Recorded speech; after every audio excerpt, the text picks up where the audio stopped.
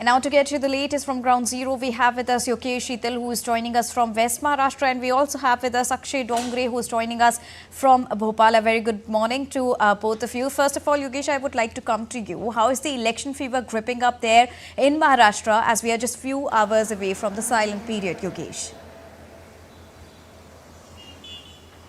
Right. We know the temperature exceptionally high in western Maharashtra, Marathwada and Konkan region, all three pockets of Maharashtra where the polling is to be held on 7th of May. So at this point in time, the campaigning is at its peak currently. We have seen recently also the Amit Shah visited Kolhapur. He visited Kolhapur Mahalakshmi temple, one of the famous temples also in Kolhapur, and visited Sangli and all the pockets. In fact, all the star campaigners are just campaigning. They are just trying all the way, all their best and leaving no stone unturned to convince the voters, not only BJP, also the two regional parties, NCP, both the factions of NCP, both the factions of Shiv Sena also. Coming to the key candidates and key seats coming to this phase particularly, we know that Baramati is one of the key seats, we can say the hot seats at this point in time, because the Pawars are basically all the two factions of Sharad Pawar, of the Pawar family, Sharad Pawar and Ajit Pawar. Both are in fact proxy facing, because Sharad Pawar's daughter, three-time MPs from Baramati, Supriya Sule is contesting from there, and Sunitra Pawar, the wife of Ajit Pawar, is contesting. So that is also important. At the same time, two descendants of royal family, Chhatrapati Shivaji Maharaj family, Shahu Chhatrapati and also Udyan Raje Bhosle, these are contesting from Kolhapur and Satara respectively. Apart from these, coming to key figures, we know that all the pocket basically just talking about Western Maharashtra comprehensively. This is basically sugar belt, and it's one of the key sectors in India where cooperative sector is quite strong. And recently we have seen that how cooperative ministry, a dedicated ministry to cooperative sector was set up by the center. So that is also one of the major issues here, all the pertaining issues of cooperative. And also the other issues of Marathwada region, like two constituencies of Marathwada, Usmanabad and Latur. Two constituencies of Marathwada, Western Marathwada is also going to poll in this region. In Konkan, we know that in Ratnagiri, Sindhudurg, one constituency, and Raigad is another constituency.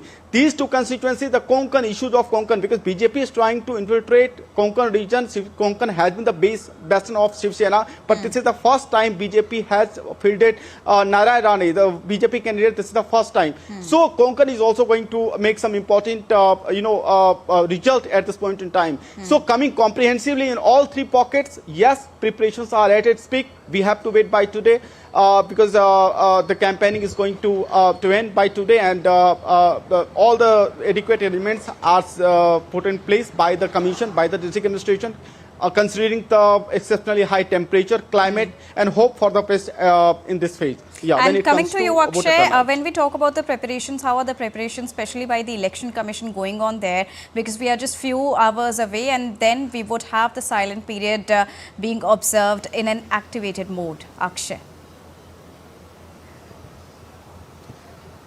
Well, Deepika, if you look at the last polling that took place on the phase 2 in the state of Madhya Pradesh, the approximate polling percentage trend was not very motivating for neither the political parties nor the Election Commission of India, because if we look at the polling percentage, it was somewhere around 58.5%. That is in fact lower than the state of Bihar.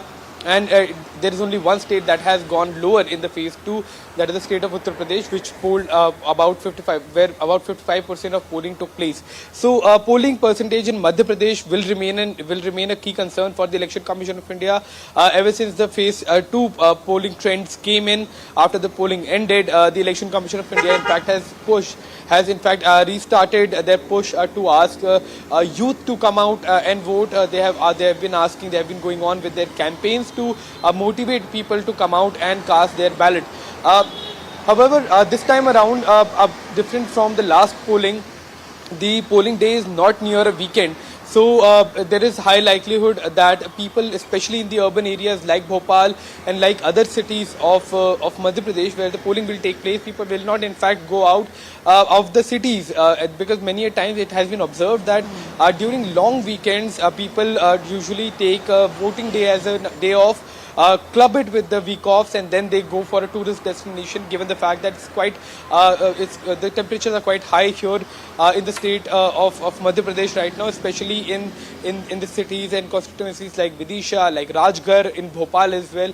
So this time around, since the polling day is on a Tuesday in the middle of a week, it is likely that the polling percentage will rise. But the Election Commission of India is not only dependent on that, they are further pushing for the election, for people to come out and cast their ballots.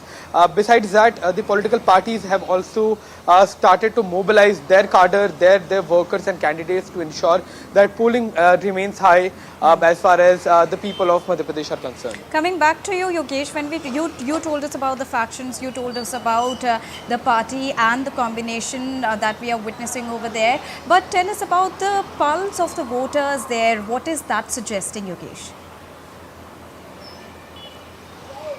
See, it's a very important question, I think, because pulse of the voter is something everyone, all the parties and all the experts are trying to, just Google it, because what we have been witnessing here, particularly in these regions, in Kokar region as well as in Western. See, since the sympathy wave is very silent and it will play a very decisive role, we can say, because the sympathy wave can sweep away all the narratives that have been set up by the parties, whether it is Shiv Sena's Eknath Shinde faction or Shiv Sena's Uddhav Thackeray faction, whether it is Sharad Pawar's faction of NCA or NCP led by Ajit Pawar. So the sympathy wave is something very important in these regions, because recently what we had seen in 2022, we had seen that how split in Shiv Sena, later on we had seen how split in NCP, and both regional parties are quite strong.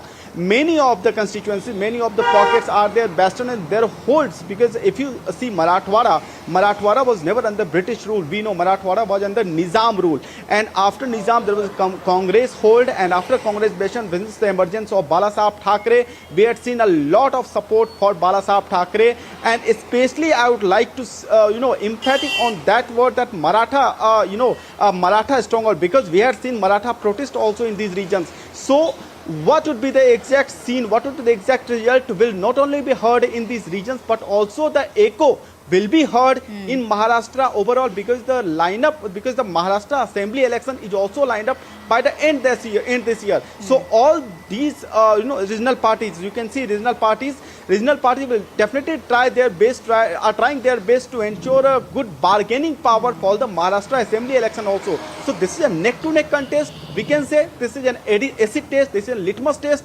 for the regional parties basically, because BJP has a lot of things to say, but coming to NCP and coming to Shiv Sena, their split will definitely make the different dots have been created, and to connect all the dots, all the parties are trying their best to secure that their narratives are set, and they could convince the voters, the last voters at the very last hour, because we know that the final, the announcement, basically campaigning is going to be end by the late of today's evening. Right, and Akshay, when we talk about Bhopal, how is the enthusiasm there among the voters, and especially the youth category? Well, it seems that the youth is quite excited about casting their ballot, and especially the first-time voters. We can expect first-time voters to come out in huge numbers to cast their ballot, to cast their vote, to ensure that their voice is also heard. There are a lot of youth-centric issues as well in cities like Bhopal, where people have been expecting more from their governments. Youth especially has been quite ambitious as far as the cities are concerned, the smart city projects are concerned, and given the fact this is a national election, the people are quite enthusiastic about casting their ballot and seeing their candidate win. The political parties, however, on the other hand, are trying to give one last push to the campaigning. The campaignings are taking place till late at night and starting early in the morning, and this is not just happening in cities like Bhopal. The leaders are trying to ensure that they go to each and every region of the state. For example, we also have tribal constituencies in Madhya Pradesh. We have tribal regions. We have have regions that are dominated by farmers. We have small villages, we have big villages, we have semi-urban areas. So the aim of the leaders here right now is to reach out to each and every constituency, each and every area, each and every at least reach out to their cadre who are in fact working day and night, who are working round the clock to ensure victory for their political parties. So not a lot of time left now, about 7 to 8 hours left for the campaigning to end. So one last push has been given by all the political parties, be it on social media front or be it out on the streets, reaching out to the voters and cadres of the respective political parties. Indeed. Thank you so much, Akshay Dongare, and thank you so much, Yogesh, Sheetal, for joining us and bringing us up to speed with the latest from Ground Zero. Moving on.